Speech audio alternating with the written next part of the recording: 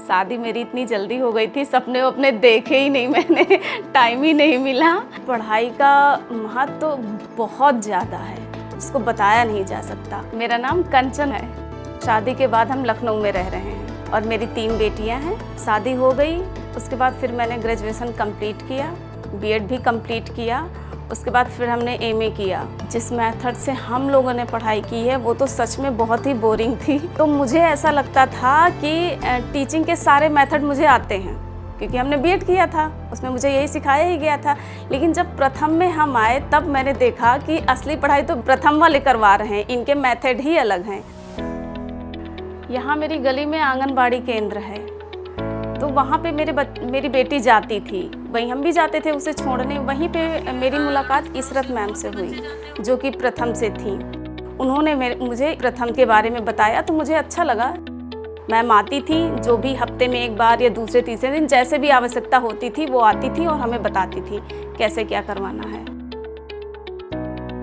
हमें लगता था कि कॉपी, पेंसिल, पेन और चौक और स्लेट से पढ़ाई होती है, लेकिन जो प्रथम वाले हैं वो लोग साग, सब्जी, फल और घर के बर्तनों से पढ़ाई करवा रहे थे, जो कि बहुत ही इंटरेस्टिंग था।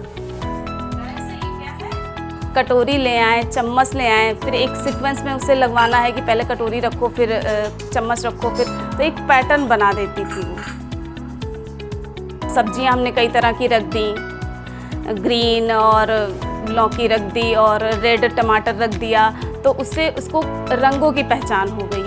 स्कूल जाने से पहले ही ये सब चीज़ें उसे आ चुकी थी। माताओं ने ये देखा कि बच्चा मेरा सीख रहा है तो वो भी आके बैठ गई, बगल वाली वो भी आ गई, वो भी आ गई। तो इस तरह से फिर हमारा एक ग्रुप बन गया, फिर हम लोग ग्रुप चलाने लगे।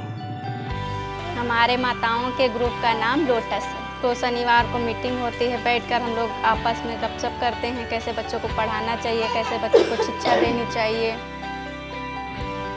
फ़ोन पे आइडिया वीडियो आता है, हम लोग उस पर चर्चा करते हैं, बैठते हैं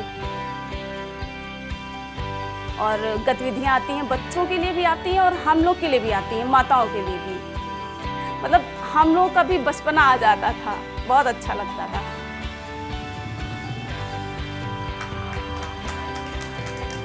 प्रथम ऐसे मेथड बताता है जिसमें बिना पढ़ाई के भी आप अपने बच्चे को सबको सिखा सकते हैं। तो महिलाएं जो हैं जब फ्री होती हैं तो वो वैसे भी ग्रुप में बैठती हैं, लेकिन उस टाइम पे वो एक दूसरे के घर की बातें करती हैं। प्रथम जो है वो भी ग्रुप बनवा रहा है, लेकिन उसमें शिक्षा की बातें हो रही हैं। ये बहुत बड़ा बदलाव है। अगर एक बच्चा आगे बढ़ रहा है तो और माताएं वो देख के ही जुड़ती जा रही हैं और ये एक चैन बनती जा रही है। इससे बदलाव तो आएगा समाज में।